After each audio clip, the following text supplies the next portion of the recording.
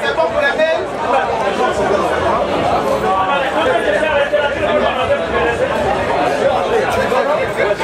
Oui, c'est bon.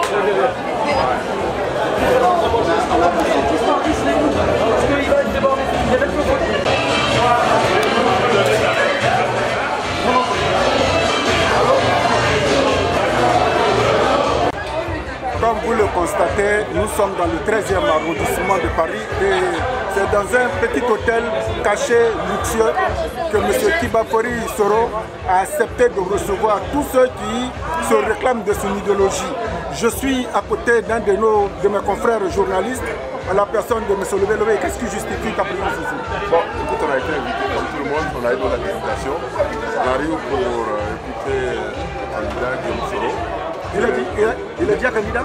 Bon, il a bien créé son comité politique. Il va nous expliquer pourquoi il est là, parce qu'il a intégré le tout le monde. Donc on est là en tant que journaliste, on va avoir un peu la partie de ce qu'il veut nous dire. On est tous là pour avoir le poumon qui va nous dire entre nous journalistes, on va le porter. C'est quoi le nom de ton média? La Voix de la Diaspora. C'est La Voix de la Diaspora, c'est une radio, en même temps il faut souvent du direct. Alors je vous invite maintenant, nous allons faire quelques pêle-mêle et à l'intérieur, suivez-moi.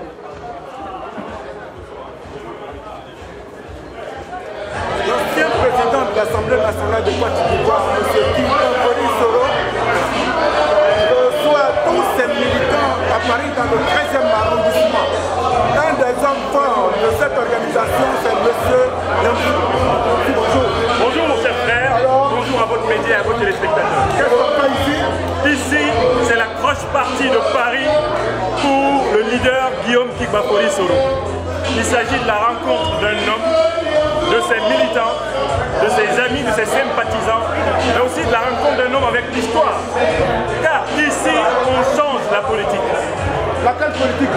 Habituellement, les hommes politiques payent les blocs de soutien pour que les blocs de soutien les soutiennent. Guillaume Soro invente la politique dans un autre sens, dans le sens de la démocratie participative. La croche partie de Paris est organisée avec les contributions des militants, sympathisants, amis de Guillaume Kibafori Soro, qui ont levé en 10 jours plus de 10 000 euros, plus de 11 000 euros ce soir pour tenir cette cérémonie. Afin de montrer que quand on est citoyen, on s'engage, on donne de son temps, de son argent, de sa matière grise, de son énergie et de sa présence. Qu'est-ce qui va se passer exactement aujourd'hui? Ce qui va se passer, c'est la communion entre un homme et sa base. C'est la rencontre entre un homme et ses sympathisants. Mais c'est aussi une série de messages que ceux qui ont des oreilles sauront entendre et ceux qui ont des yeux sauront voir. Merci beaucoup, Namdi. À tout à l'heure. Nous sommes là dans un cadre spécial. Je le dis spécial parce que le président Guillaume Soro est arrivé en France et qui nous a demandé de l'honorer avec ce que vous voyez. Et c'est à la suite d'une réunion convoquée dont il est arrivé, lui-même il était présent, et qu'ensemble, avec tout le mouvement que vous connaissez sur la place parisienne, qui se sont mis ensemble, qui se donnaient main à main, et d'abord pour partir sur la base d'une réconciliation. Et une fusion, comme le président Guillaume Soro l'a bien signifié à Abidjan, il y a un comité politique qui est en train de se mettre en route. Il y a une feuille de route qui sera dressée. Et à la suite de ça, nous avons demandé à tout le mouvement sur la place parisienne de venir à une première rencontre, une première cérémonie, à un premier événement pour montrer aux yeux du monde entier que nous avons un leader en la personne de Guillaume Soro. Et c'est à ce titre que moi, en tant que président de l'Union des Soro de la France, que je suis présent aujourd'hui et je remercie tout le monde, je remercie le président Guillaume Soro. Dans le cadre de cette réception, nous sommes à côté du vice-président de l'UDS. Alors, M. P, qu'est-ce qui justifie votre présence ici aujourd'hui? Merci beaucoup, très cher compatriote.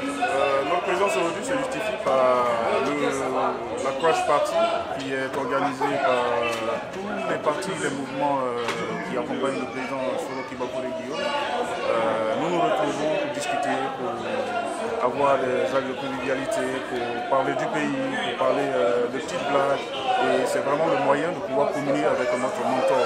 C'est aujourd'hui là ce qui justifie la présence de tout le monde ici. C'est vraiment un temps de convivialité, de fraternité que nous souhaiterions avoir avec tous les Ivoiriens, sans exclusive. Et c'est vraiment ça que le président Soro Kibafori Guillaume a souhaité. C'est pourquoi il a lancé cet appel là pour que tous les Parisiens se retrouvent ici aujourd'hui.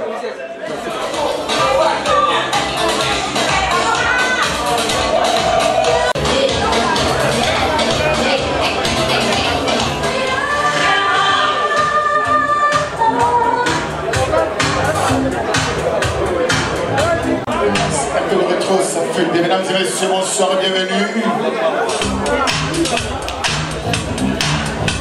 Très fort, le président Soro. Voilà, voilà ça, c'est vrai. Qui n'aime pas Soro, il n'a qu'à sortir d'ici. Qui n'aime pas Soro, c'est lui la même de sortie, il n'y a pas de problème. Qui n'aime pas Soro, c'est une...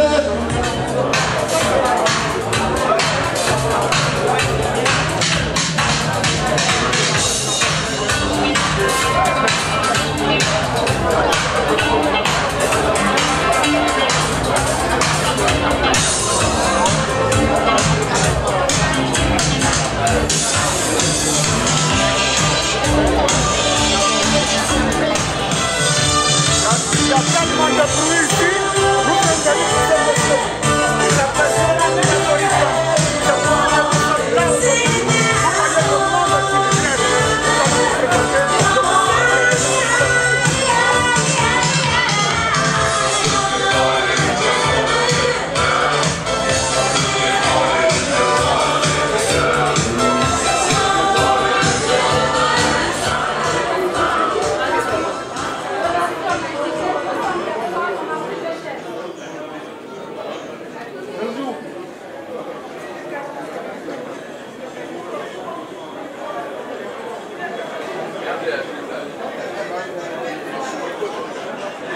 Excuse-moi.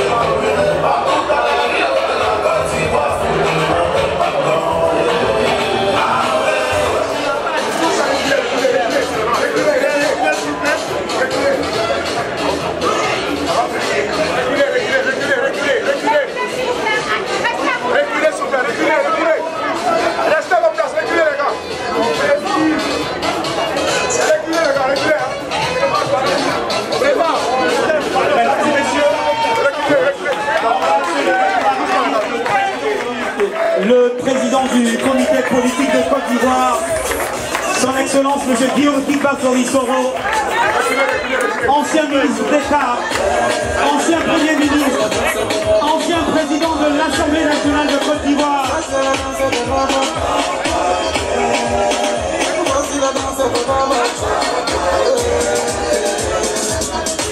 Nous allons demander à tous les photographes amateurs, photographes et vidéastes amateurs de bien tenir debout parce que c'est le moment de chanter l'hymne national de notre pays, la Côte d'Ivoire.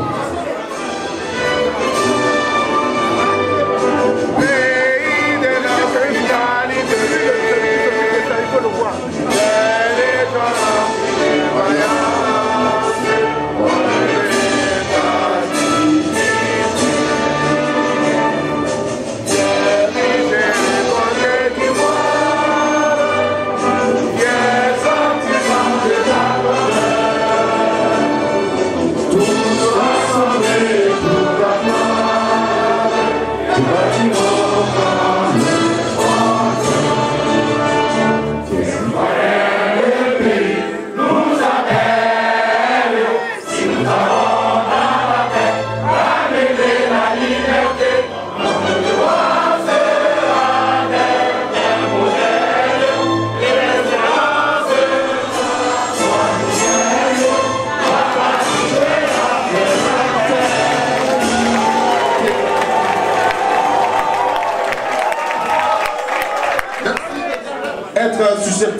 de penser différemment, être à même d'être tout simplement.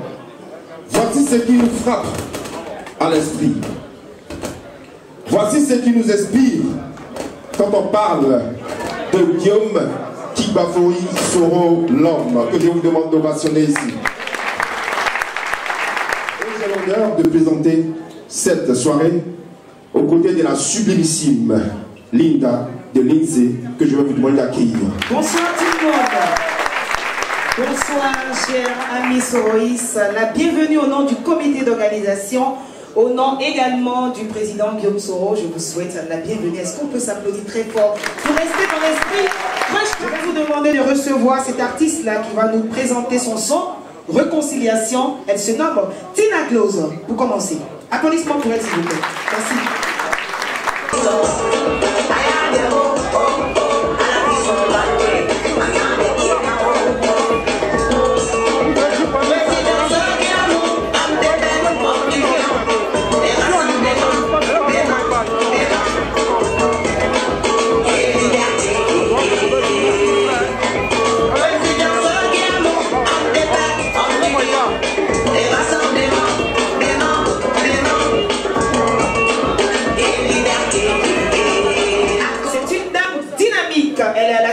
Entité politique appelée le RACI. Je vous demande d'ovationner très fort. Je répète très fort, Madame Diarra Souba. Est-ce qu'on peut l'appeler très fort? La présidente du comité d'organisation, Madame Diarra Souba. Excellence, Monsieur le Président,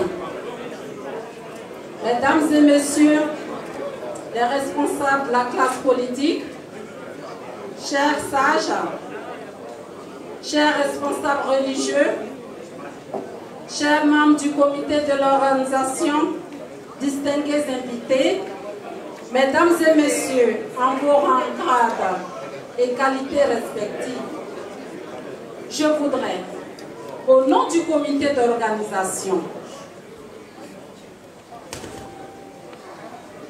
de ce Croche Party édition 4 de Paris, souhaiter à notre illustre hôte du jour, Son Excellence Guillaume Kigbafori Soro. La bienvenue et vous dit à quoi pas président. Recevez nos sincères remerciements et notre grande satisfaction, cher président, pour avoir répondu favorablement et à la sollicitation des partis, des mouvements politiques qui organisent cette édition du Croche Party en votre honneur.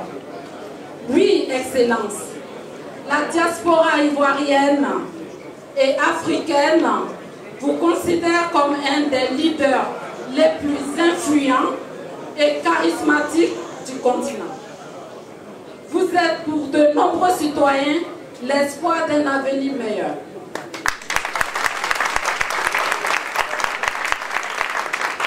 Alors, je tiens à vous exprimer notre soutien indéfectible et notre disponibilité à vous accompagner dans cette belle aventure citoyenne et politique. Encore merci.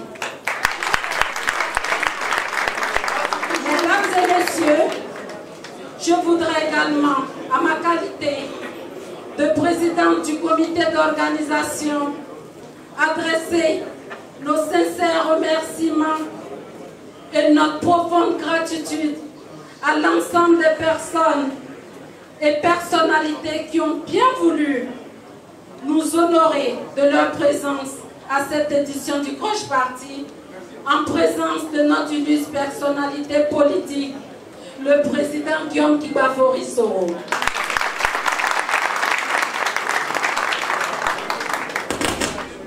Chère diaspora de Côte d'Ivoire, chers amis de la Côte d'Ivoire, encore merci au nom du comité d'organisation. Je voudrais enfin saluer de manière distinguée et exceptionnelle les membres du comité d'organisation. Chers membres, chers camarades, chers frères et sœurs, vous avez été. Nous avons été tous exceptionnels et formidables, car nous avons su faire preuve de maturité, de responsabilité et d'un professionnalisme remarquable durant cette aventure. Monsieur le Président Guillaume Soro, je voudrais vous faire part de la détermination, du dévouement et de l'abnégation dont ont fait preuve ces femmes et ces hommes, membres du comité d'organisation. J'ai été fière et même émue par moments face aux efforts titanesques fournis pour relever le défi de la bonne organisation de ce gros parti.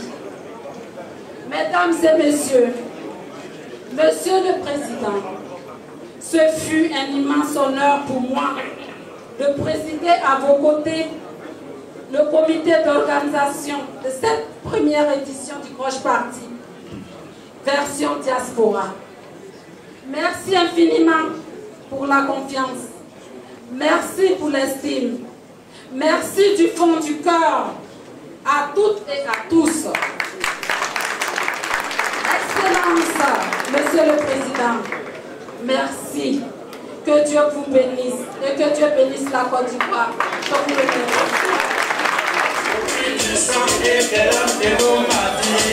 Ton histoire glorieuse, c'est magique, passer le temps des visions et des rancœurs, une étoile nouvelle illumine le cœur.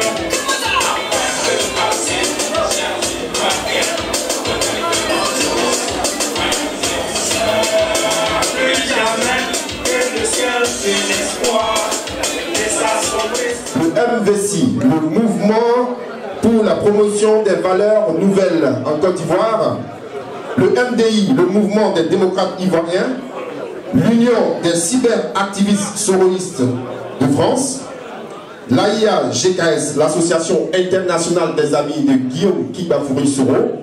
Voici donc les 7 instances qui ont participé à l'organisation de ce Crush Party. Voici pourquoi je vais vous demander de les ovationner très très très fort. Madame la présidente du comité d'organisation, Mesdames et Messieurs les responsables des associations, mouvements et partis politiques, Mesdames et Messieurs les responsables des partis et mouvements politiques amis,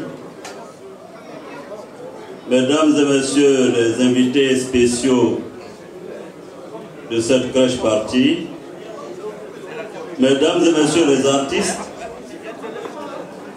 crècheurs et crècheuses, Mesdames et Messieurs les militants et les sympathisants, Mesdames et Messieurs, je voudrais, avant d'aller plus loin dans mon propos, d'abord commencer par des mots de remerciement. Je peux vous assurer qu'en tant qu'un ancien de la diaspora ivoirienne à Paris, avoir dans une manifestation 100 personnes sur la place de Paris, c'est déjà un défi très important à relever. C'est pourquoi je ne tarirai pas d'éloges pour le comité d'organisation qui a travaillé d'arrache-pied pour que les uns et les autres soient présents ici. Et je me suis laissé dire par la présidente du comité que c'est avec beaucoup de regrets que nous avons dû refuser du monde à l'entrée. Je pense que prochainement, nous verrons grand. C'est pourquoi je voudrais à l'endroit de tous les participants, vous dire, n'est-ce pas, notre regret de devoir tenir la cloche partie dans cette situation où certains n'ont pas de chaise et demeurent debout. Et le nombre dans la salle, Madame la Présidente, fait que c'est tout de même un accueil chaleureux. Permettez-moi de saluer certaines personnalités dans la salle. Et je voudrais saluer ici l'ex-maire de Cotonou, Monsieur Soglo Léadi, qui est présent dans la salle. Merci. Levez-vous pour qu'on vous voit. Merci, merci d'être venu. Il est ex-maire comme moi aussi, je suis ex-ban. Donc on est collègues dans les ex. Je voudrais saluer le président d'un parti allié, mon cher ami et frère Abel Naki. Je crois qu'il est dans la salle. Hein, Abel, merci d'être venu à cette crush party. Alors, donc le CRI panafricain est représenté par plusieurs membres. C'est bien ça. Il est venu avec une délégation. Merci d'être venu. Je voudrais saluer le président de la JPDCI Île-de-France et du réseau dynamique, M. Yves Nyayoro. Il est dans la salle. Voilà. Merci d'être venu. Il est venu aussi avec une grande et forte délégation du PDCI RDA. C'est bien ça. Merci d'être venu. Je voudrais aussi saluer, qui ça? Ah, donc le patron de Nyayoro est là, Monsieur Basile Yao, délégué du PDCI RDA. Il est dans la salle. Où il est? Ah, merci, merci, merci d'être venu. Merci beaucoup. Merci beaucoup pour l'amitié que vous avez. Saluer nos doyens, nos sages, parce que tout le monde n'a pas la chance d'être sage. Oui, ce n'est pas parce qu'on est âgé qu'on est sage. Hein. Je peux vous dire, hein, je viens d'Abidjan, je sais ce que c'est. Donc je voulais saluer Elhadj Touré, sage de la communauté Maouka, qui est là. Ah, voilà. C'est le père de Zoumana, c'est bien. Merci, merci papa d'être là. Je salue Elhadj Fadiga, sage de la communauté Maouka. Je salue, hein? Ok. Je salue M. Jules Batoua, sage de la communauté Yakuba, qui est là. Il est dans la salle. Alors, je ne manquerai pas de saluer les délégations venues des États-Unis. C'est bien ça, hein? Certains se sont déplacés. Mevenlis Mauro des États-Unis. Rassi Belgique, hein, Madame Kamara H, et voilà, elle est là, je la vois. Hein, elle est venue de Belgique. Je vois Rassi Suisse, Monsieur Gueux Roger, oui, voilà, je suis là. Je vois aussi l'Angleterre, Madame Wassa Koulibaly. Merci d'être venu. Alors, Kone Ladio Sankara. Mais ça, c'est mon militant, ça. Je l'ai fait ici, où il est. Ah, merci d'être là. Donc, il représente le FPI France ici. Hein, Sankara, merci d'être venu.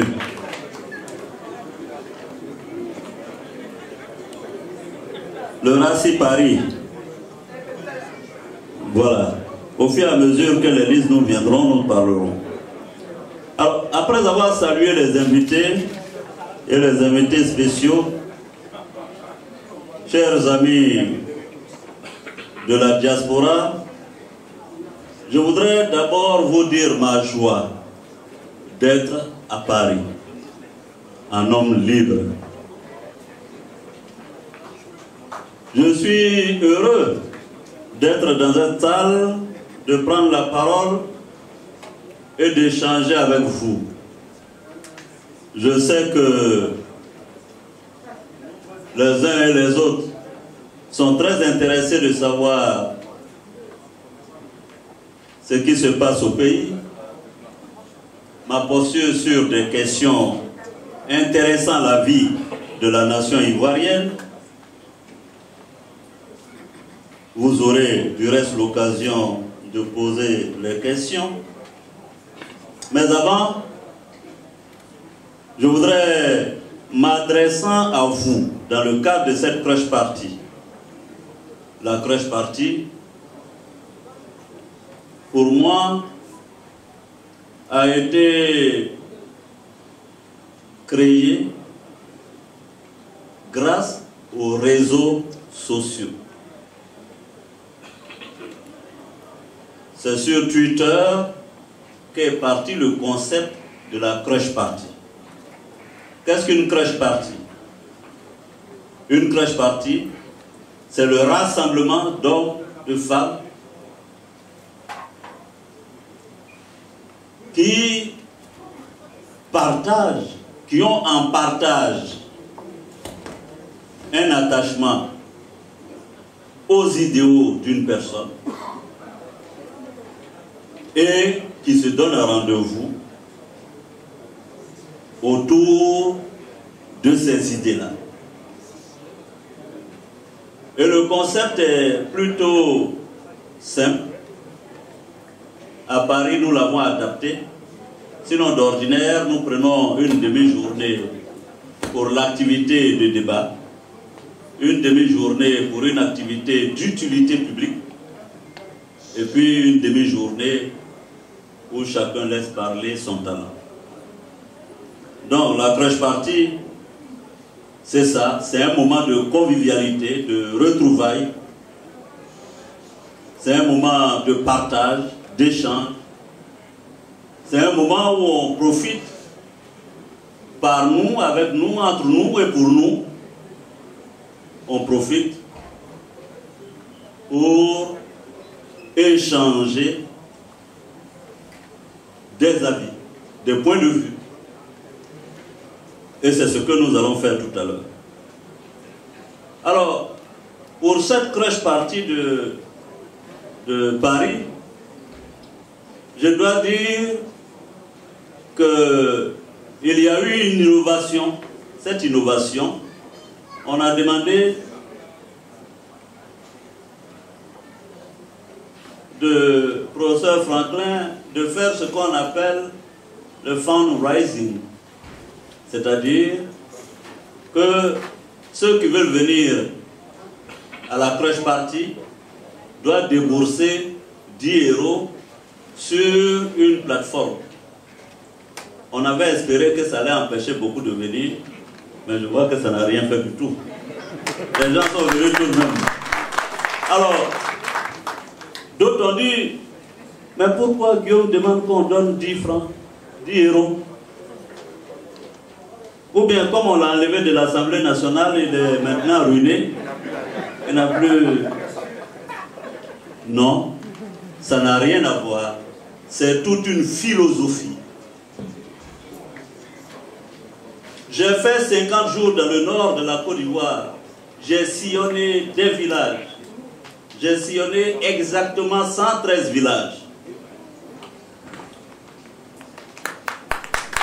Les villages que j'ai sillonnés, j'ai essayé de faire comprendre aux Ivoiriens qu'il faut changer la mentalité.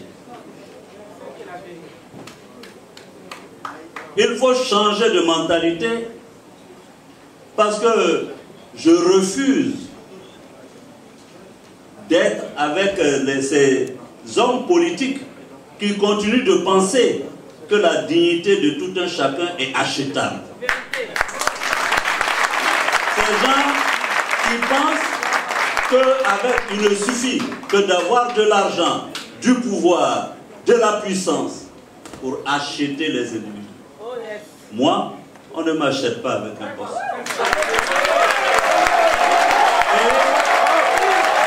C'est ça. Le GoFund, le fait que vous ayez chacun individuellement pris de votre temps, votre carte bancaire pour donner 10 €. Moi, le message que ça m'envoie, c'est que j'ai affaire à des femmes et à des hommes convaincus. Des femmes et des hommes convaincus.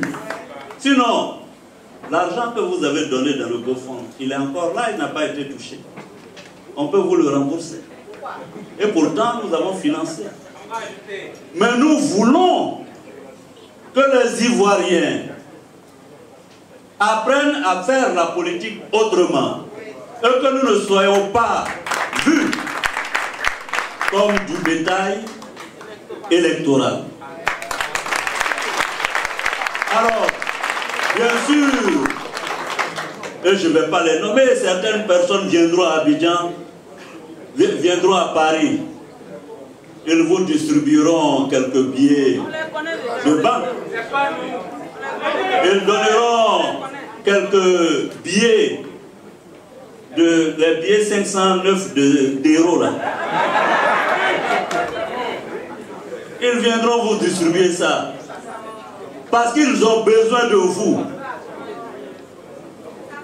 Mais après,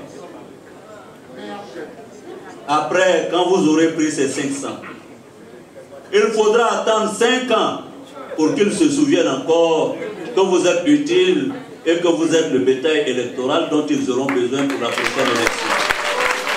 Mais entre-temps, chers amis, quand vous aurez pris ces 500 €, ça fera combien? 100 € par an. Votre dignité coûte-t-elle 100 € par an? Tout de même. Pour moi, c'est un manque de respect. C'est un manque de considération. L'achat de conscience. C'est pourquoi j'ai fait ce crush et j'ai demandé qu'on participe pour montrer aux gens à Abidjan que nous, la nouvelle politique que nous voulons faire, on n'a pas besoin de nous acheter. On n'a pas besoin de nous amadouer avec des billets de 500 €. Mais c'est nous qui allons faire le chemin inverse. Nous allons donner 10 € pour dire à Guillaume, nous sommes avec lui et que nous allons travailler avec lui pour l'avenir de la Côte d'Ivoire. Mais c'est au-delà de cela. Parce que quand vous donnez les 10 €, vous m'imposez une lourde responsabilité, celle de gérer vos 10 € dans la transparence absolue. Parce que je ne suis pas propriétaire de vos 10 €. C'est vous qui êtes propriétaire de vos 10 €. Et je dois vous rendre compte dans la limpidité, dans la transparence. Si on veut que l'Afrique change, si on veut que l'Afrique change, si on veut que les dirigeants soient responsables de nos deniers publics, il faut déjà commencer par là. Parce que vous croyez que c'est anodin, ce n'est pas anodin. Monsieur Soro, nous sommes assis devant vous parce que les idées que vous défendez rencontrent notre adhésion. N'êtes-vous pas fiers de cela? Plutôt, comme on le voit à Abidjan, des gens, ils n'ont même plus honte, ils trimballent des sachets d'argent. Au lieu de faire ça dans la maison en cachette, ils trimballent des sachets d'argent et puis ils donnent aux gens. Mais c'est pour vous humilier. Ça dit, et puis le faire en public pour que les gens voient bien que tu as pris l'argent. Parce qu'il y a des gens qui sont partis aux élections pour la mairie indépendante. On les a vus rentrer dans des bureaux. Quand ils sont ressortis des bureaux, ils sont devenus RADP et puis ils avaient un petit sachet. C'était l'alchimie. Et ça me choque. Les dirigeants de demain, les dirigeants africains de demain,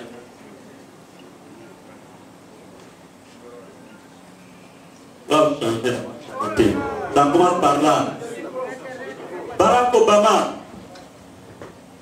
C'est ça. Nous tous nous avons contribué 10 euros, 5 euros partout où nous étions. Partout où nous étions pour financer sa campagne. Et pourtant, Barack Obama ne nous a pas demandé ça à Abidjan. C'est pourquoi je voudrais remercier et féliciter parce que nous avons dépassé largement les 10 000 euros en l'espace d'une semaine. Et ça, et vous voyez, j'ai à ma gauche ces dames qui ont contribué de façon significative à la réussite, n'est-ce pas, de l'opération du GoFund. Je voudrais qu'on reste. Ceci dit,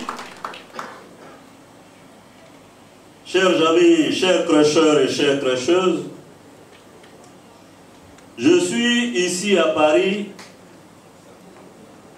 dans le cadre d'une tournée européenne que je veux entreprendre, qui m'amènera jusqu'aux États-Unis.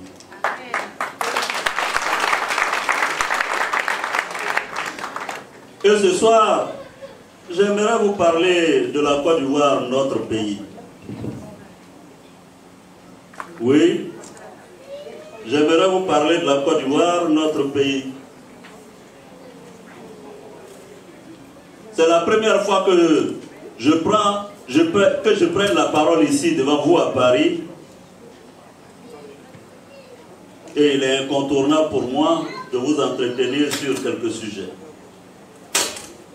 Vous avez entendu que je suis parti de la tête de l'Assemblée nationale. Je voudrais vous l'expliquer. On m'a dit à Abidjan, M. Soro,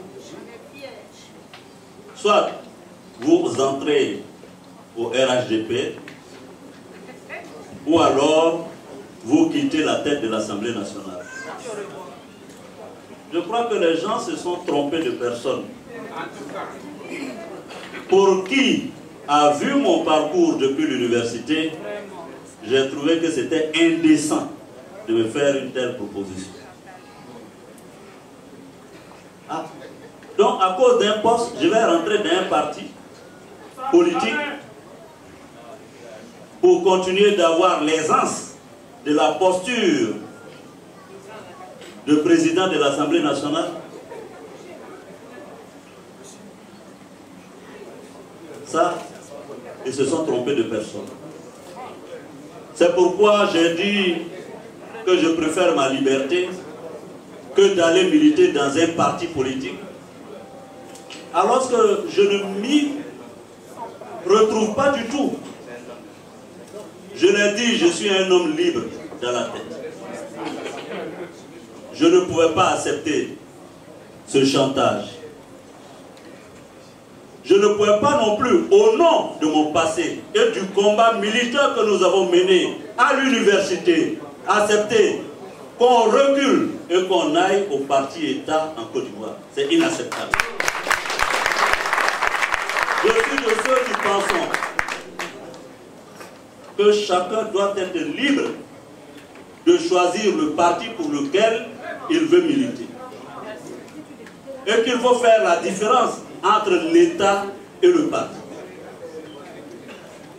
C'est pourquoi j'ai décidé, je ne suis pas RHDP.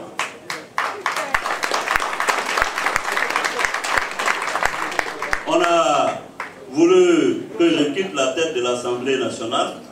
J'ai décidé moi-même, personnellement, de partir de la tête de l'Assemblée nationale. Je n'avais pas envie de faire un bras. Je n'avais pas envie de faire un bras de fer à cause d'un poste. On peut se battre pour la paix dans son pays. On peut se battre pour des causes nobles. Mais aller se battre pour un poste, je ne le ferai pas. Donc, je suis parti de la tête de l'Assemblée nationale. Vous ne pouvez pas imaginer comment je me sens soulagé. Je dis bien soulagé.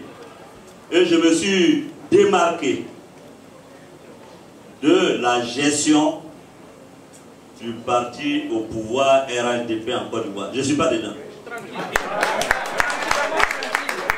Je vois mon ami Naki en train de rire. Moi, j'ai commencé à me démarquer, si vous m'avez suivi, depuis 2015. Parce que soyons honnêtes, j'ai pris des positions publiques qui pouvaient me coûter beaucoup. Mais au nom de la vérité et par acquis de conscience, je ne pouvais pas trahir l'idéal pour lequel nous nous sommes battus. C'est pas pour ça, hein, pour faire parti unique en Côte d'Ivoire qu'on s'est battu. C'est pas pour ça. On ne s'est pas battu pour parti unique. On ne s'est pas battu pour RATP. C'est pas ce qu'on avait dit. C'est pourquoi je suis parti de l'Assemblée nationale. Je constate que depuis 1960, et il y a certains qui m'ont dit, mais Guillaume, comment tu veux, tu pars de la tête de l'Assemblée, un poste où tu étais numéro 3 de la République, pour ne devenir que simple député. J'ai dit, vous savez, pour moi, ma conviction est plus importante que les postes là qu'on nous offre. Et ça, je tiens à insister là-dessus. Aujourd'hui, ce que nous voulons pour la Côte d'Ivoire, parce que je vois beaucoup de personnes qui disent, oui, mais Guillaume est parti, est-ce qu'il a un projet de société? Certains vont même jusqu'à vouloir me moquer en disant que je ne sais pas lire un budget.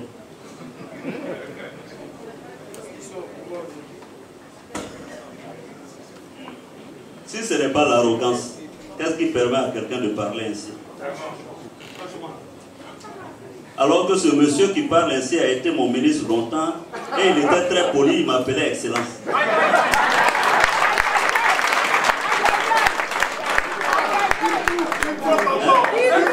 a été longtemps mon ministre. Alors, le vrai problème de la Côte d'Ivoire, et je me démarque, ça je suis en train de le dire, parce que je ne comprends pas l'arrogance qui s'est saisie actuellement de nos dirigeants. J'assume, hein, je suis un homme qui assume ses responsabilités. Non, j'assume mes responsabilités. Je suis solidaire du bilan de Ouattara pour son premier mandat, mais deuxième là, je ne suis pas solidaire.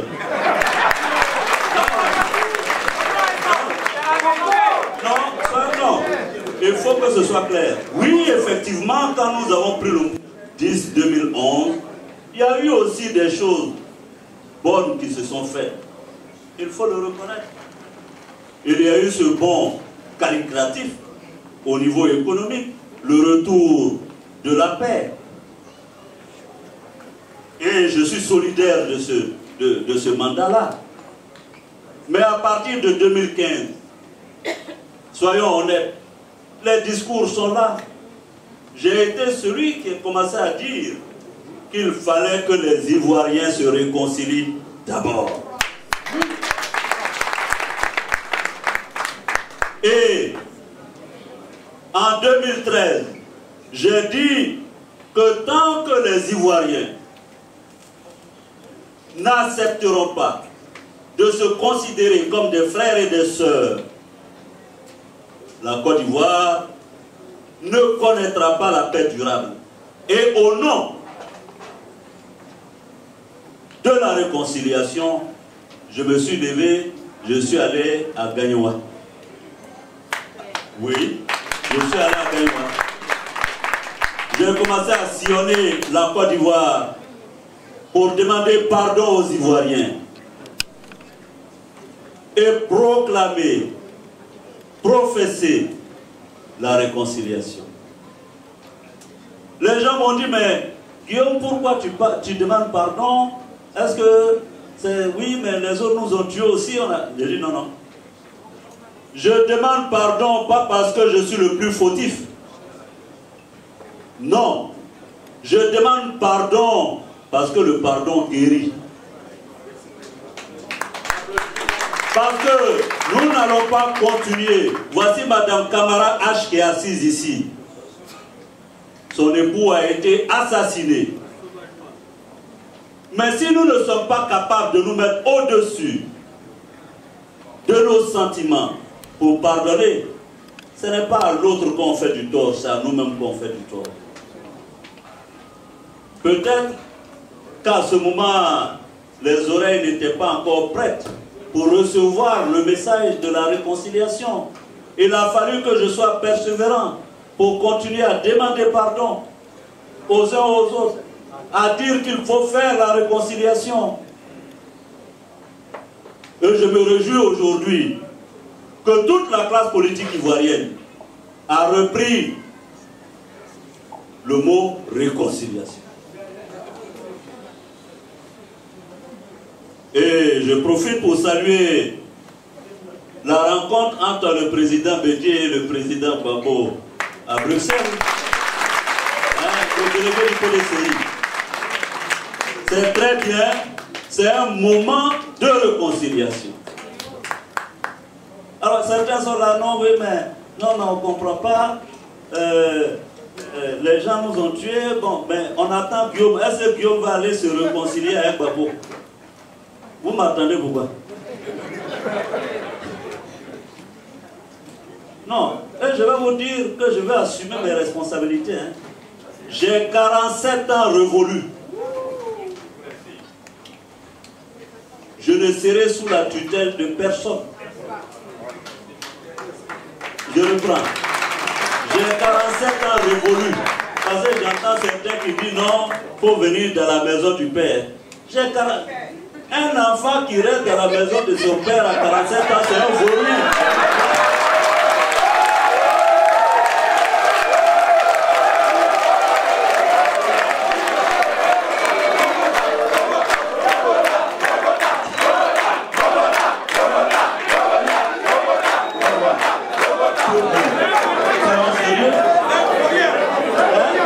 La nourriture de ton papa, et puis tu es fier de ça. Houphouët Boigny, il a créé le RDA quand il avait 41 ans. Barack Obama a été élu président des États-Unis, il avait 47 ans. Laurent Gbagbo lui-même, il a été candidat face à Houphouët Boigny, il avait 45 ans. Moi j'ai 47 ans et je dois aller demander permission à quelqu'un pour être candidat à Côte d'Ivoire. Pourquoi?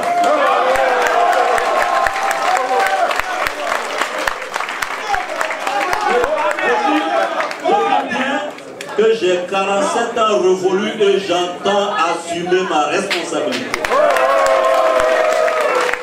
Donc, je ne serai sous la tutelle de personne.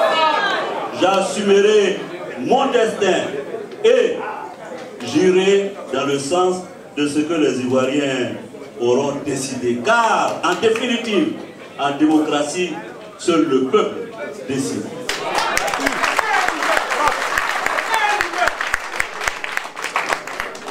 Donc, ceux qui sont là, il ne faut pas que Guillaume aille se réconcilier avec Babo, il ne faut pas que Guillaume aille se réconcilier avec Bédié.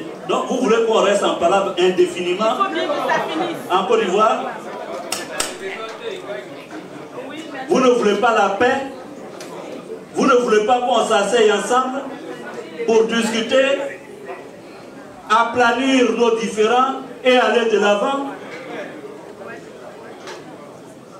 Si moi je vais me réconcilier avec Babo, ça fait quoi?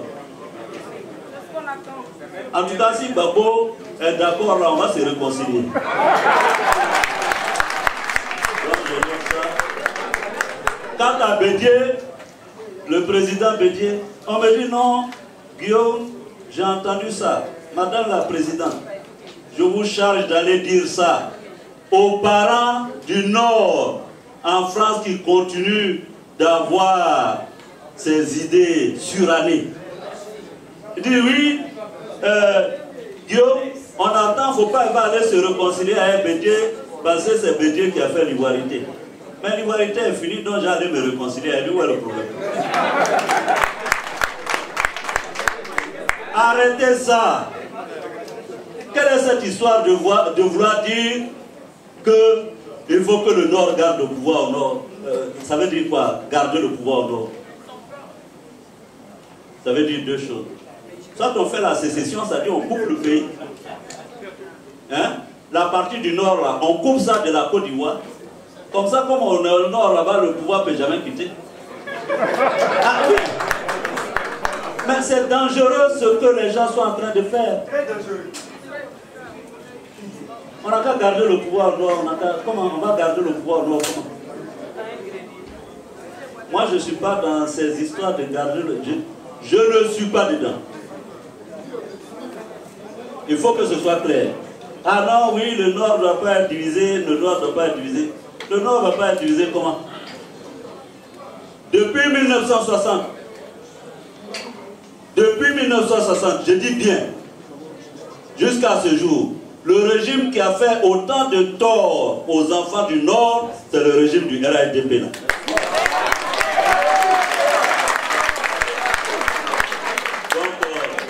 Disons-nous la vérité, vous croyez que c'est une affaire du Nord?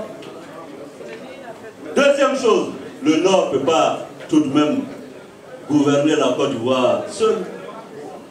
Ceux aujourd'hui qui disent qu'il ne faut pas que je me réconcilie avec Bédié ou que je fasse alliance avec Bédié, ce n'est pas eux. Il y a 10-15 ans, on fait alliance avec Bédié. Quand ils faisaient alliance avec Bédié, là, est-ce qu'il y avait des sages du nord de France qui leur ont dit de ne pas s'allier à Bédié? C'est parce que Alassane Ouattara est allé chez Bédié pour lui demander alliance, signée ici à Paris. Pourquoi les sages de Paris n'ont pas dit hé Alassane, nous on veut que ce soit au nord, il ne faut pas aller chez Bédié? Il est allé chez Bédié. Au premier tour, Gbagbo est venu à 38%. Au deuxième tour, Alassane est venu à 32%. Au troisième, Bédié était troisième à 25%. Ce n'est pas les 25% de Bédié qui ont fait qu'Alassane a gagné. C'est pas ça? Maintenant, moi, je vais faire la même chose là. Pourquoi vous...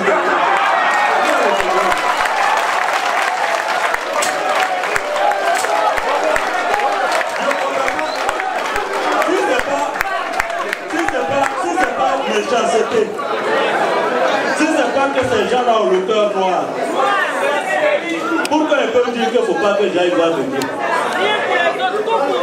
Or, eux-mêmes, ils sont allés là-bas il y a 10 ans.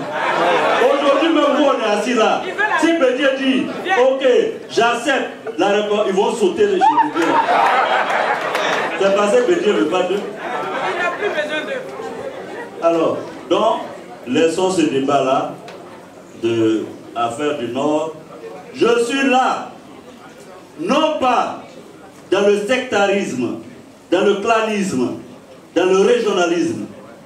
Il nous faut en Côte d'Ivoire bâtir la nation ivoirienne. Oui, d'autres peuples l'ont réussi. Il faut apprendre l'histoire de la France. Le peuple français. Mais avant, il n'y avait pas qu'un seul peuple français. Eux aussi ont eu à faire face à leurs propres démons, de la division, du sectarisme. Il y avait ceux qui disaient qu'ils sont bretons, ils sont ceci, ils sont cela. Ils sont devenus le peuple français. C'est comme aux États-Unis. Aujourd'hui aux États-Unis, qu'ils soient noirs ou blancs, hispaniques et autres, I am American. Ils sont fiers d'être américains.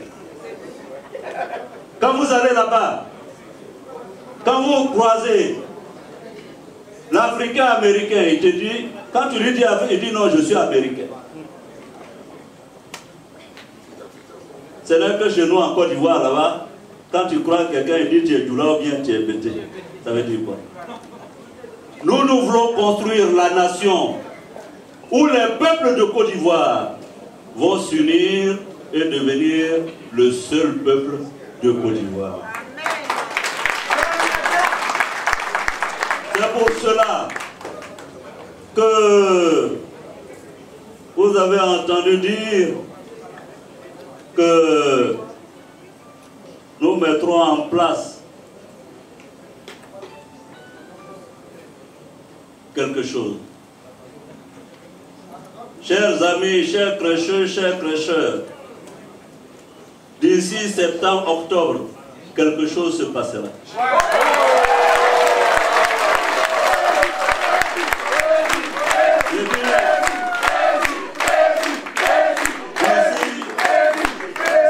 Octobre, quelque chose se passera. Quelque chose se passera. Et je vous demande à vous tous de vous mobiliser. Parce que nous devons rassembler nos forces. Nous devons rassembler nos forces, que vous soyez RACI, UDS, APC, MVCI, MDI.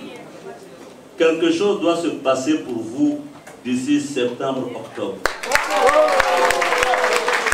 Et nous devons changer les choses en Côte d'Ivoire. Nous devons changer les choses en Côte d'Ivoire. Parce que ce que je vois de mon pays, ce n'est pas ce que j'ai rêvé. Certains le disent. Je dis le premier mandat de Ouattara était bon. Mais le deuxième, à partir du moment où certaines ouailles lui ont fait croire qu'il fallait faire un troisième mandat, il a oublié de diriger le pays et ils ont commencé à penser à la confiscation du pouvoir. Et voyez-vous, c'est ça qui me choque. Quand j'entends dire que la CEI s'est bouclée, alors que hier, quand nous-mêmes on était dans l'opposition, on marchait tous les jours pour demander le dialogue, les discussions sur la CEI. J'étais Premier ministre, je suis témoin. Il fallait une CEI consensuelle. On a fait asseoir Gbagbo, on a fait asseoir tout le monde, on a discuté. Maintenant, à votre tour, vous dites non, il n'y a pas de discussion. Mais qu'est-ce qui se passe? Pourquoi on est arrogant comme ça? Je ne sais pas d'où vient cette arrogance.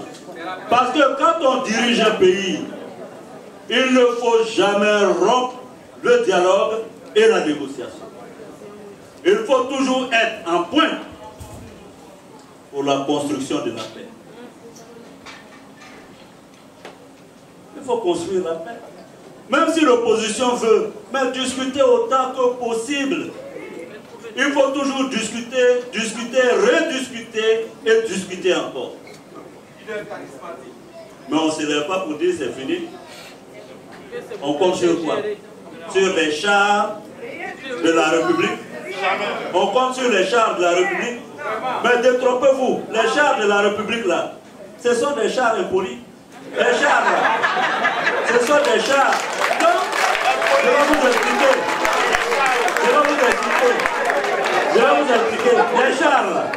Les chars là. Et puis les chars là, appartenant au fouet. Au fouet est mort, les chars ne sont pas allés s'enterrer à Oufoué. Après c'était Bédier, pour Bédier, les chars. Après c'était pour Guéhi. Après c'était pour Gbagbo.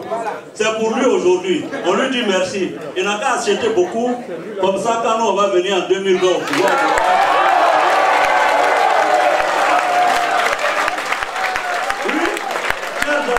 Abel, on n'aura plus besoin d'investir dans l'armement parce qu'à la chambre on a déjà acheté son arme. Parce qu'on n'est pas immortel, on n'est pas éternel non plus.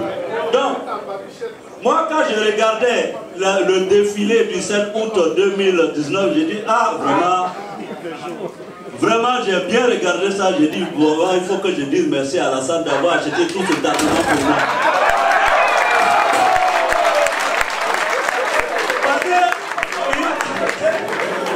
Il reste 14 mois, on va faire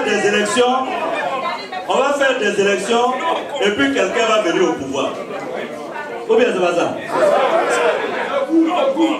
Il reste 14 mois, Naki. On va faire des élections en Côte d'Ivoire et puis il y aura un nouveau président pour la Côte d'Ivoire.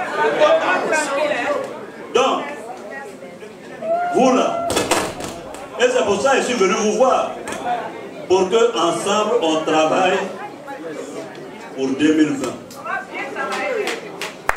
Sinon le reste, j'entends tout ce qu'on dit en Côte d'Ivoire. La Côte d'Ivoire est première ici, on est la première économie du monde, on est la première... on est premier partout en Côte d'Ivoire. Tout ça, vous savez comment on appelle ça? Vous savez comment on appelle ça? Et vous allez reprendre un mois. C'est du fla-fla. Oui, c'est du fla-fla. Côte d'Ivoire est premier, Côte d'Ivoire est premier. On est premier où et puis on s'ouvre comme ça.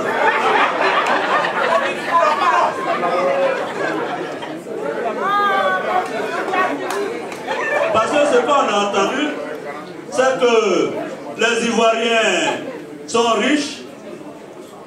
C'est ça, non? Que la Côte d'Ivoire est à l'émergence. On est premier partout. Voilà. Et que le taux de croissance... Attendez, je vais vous dire quelque chose. Taux de croissance 9%, taux de croissance 9%, c'est du fla-fla. On nous embrouille avec un taux de croissance fla-fla. Sinon, Houphouët-Boigny a fait un taux de croissance de 17% en 1964. Donc ce n'est pas nos petits 9%, 8%, 7% là. On ne peut plus respirer en Côte d'Ivoire. Tous les jours, on a eu un taux de croissance. Houphouët-Boigny a fait 17% de taux de croissance. Mais il n'a pas pris ça pour faire communication. Voilà, aviez communiqué dans France. Donc, soyons humbles. Le message que je veux lancer aux Ivoiriens et d'abord à la classe politique ivoirienne et au président Ouattara. Quand on est président d'un pays, on ne ferme jamais la porte au dialogue.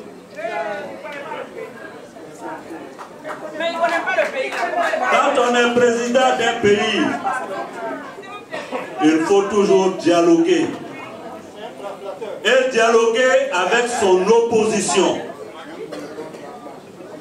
Quand on est président d'un pays, mes chers amis, vous qui êtes forts aujourd'hui, les forts de l'heure, c'est à vous de faire la paix. C'est à vous de faire la réconciliation. C'est à vous de remettre le pays dans la voie de la paix. Parce que vous n'aurez pas une autre occasion de faire la paix pour un pays mieux que la posture que vous adoptez aujourd'hui, que la position que vous avez aujourd'hui en tant qu'autorité. C'est vous qui devez aller vers Babo, vers Bédié pour discuter. Quand on est au pouvoir, ce n'est pas pour écraser l'opposition. Ce n'est pas pour broyer, comme je les entends dire, on va le broyer. Un premier ministre va chez moi dans mon village, oui, allez dire à votre fils, tu es fort pour aujourd'hui, tu ne sais pas pour demain. Donc quand tu parles là, tu n'es pas Dieu. Moi là, depuis 29 ans, j'ai sillonné les palais présidentiels africains. Je suis allé chez Kadhafi, chez Eyadema, chez Bongo, chez Obasanjo, partout. Et avec le temps, je me suis rendu compte que le pouvoir n'est rien. Quand on est au pouvoir, mieux vaut faire du bien. Sinon, les grands présidents, là, moi j'en ai connu, hein, qui respiraient la toute-puissance. J'ai rencontré en octobre 2010 Moubarak. à Tcharmalchek. Quand je partais pour l'audience, ça respirait le pouvoir. Lui, ce n'était plus un président, c'était un empereur. Quand quelques mois après, je l'ai vu derrière les barreaux, ça m'a fait un choc. C'est pas parce qu'on est président, qu'on est puissant, qu'on doit écraser tout le monde. C'est pas parce qu'on est premier ministre qu'on peut se permettre d'insulter tout le monde. C'est pas parce qu'on est ministre qu'on peut broyer les autres. Oui, je veux l'union de la Côte d'Ivoire. Je veux que les fils et les filles de ce pays, que vous soyez du nord, du sud, de l'est, de l'ouest, en passant par le centre, que nous devenions le seul peuple de Côte d'Ivoire.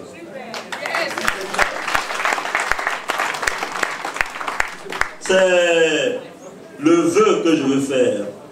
Et le mouvement que nous allons mettre en place, la plateforme des Soroïs. Il y a certains qui ont déjà vendu la mèche, ils ont parlé de GPS. C'est vrai, c'est pas faux. Quelque chose va venir. Quelque chose de fort. Voilà. On vous invitera bientôt à embarquer dans le GPS. Parce que le GPS là, même si tu arrives en Pologne, que tu mets le GPS, tu vas à l'endroit où il faut. C'est ça, non? Ça vous amène directement où il faut, non? Vous avez aujourd'hui besoin d'un GPS, non? Embarquons ensemble dans le GPS. Et nous irons au bon endroit. Et c'est pourquoi je suis venu dire, Madame la Présidente du comité d'organisation,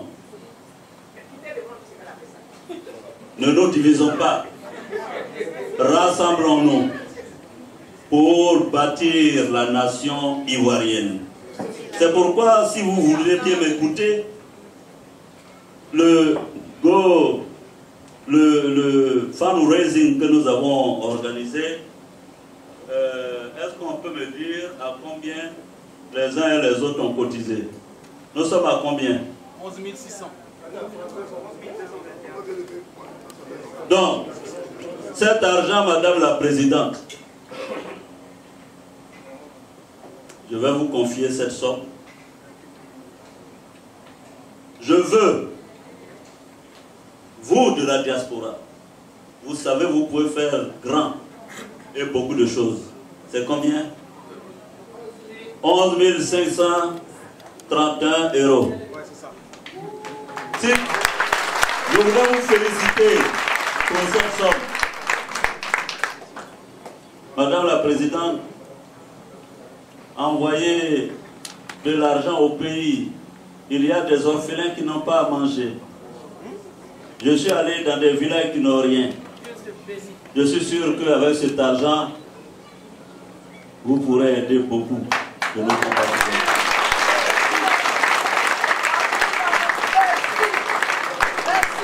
C'est pourquoi je veux que vous sachiez que les 10 francs, les 10 € que vous avez mis dans ce GoFund n'iront pas dans la poche de Madame la Présidente, n'iront pas dans ma poche.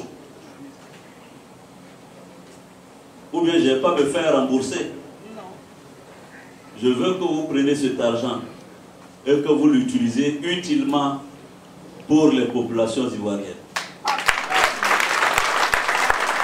Au lieu que les autres appauvrissent, volent l'argent des Ivoiriens pour venir distribuer, vous prenez l'argent des Ivoiriens pour redonner aux Ivoiriens. Ils le méritent. Voici, pour terminer, le message que je voulais vous lancer.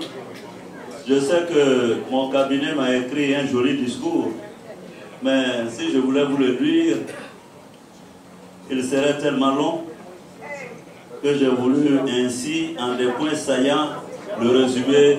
Je vous remercie. Voilà, je vais vous demander de vous lever pour applaudir très fort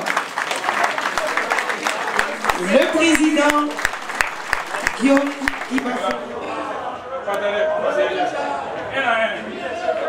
Eh bien, le discours a été très dense. Ce à quoi les Ivoiriens s'attendaient, ils l'ont reçu. Nous étions dans la salle. Le plus important est passé. Soro Kibafori Guillaume s'est adressé à la nation ivoirienne en passant par la diaspora. Tenez-vous prêts, ce qui arrive au l'an 2020, je crois que ce n'est pas pour les enfants. Au revoir.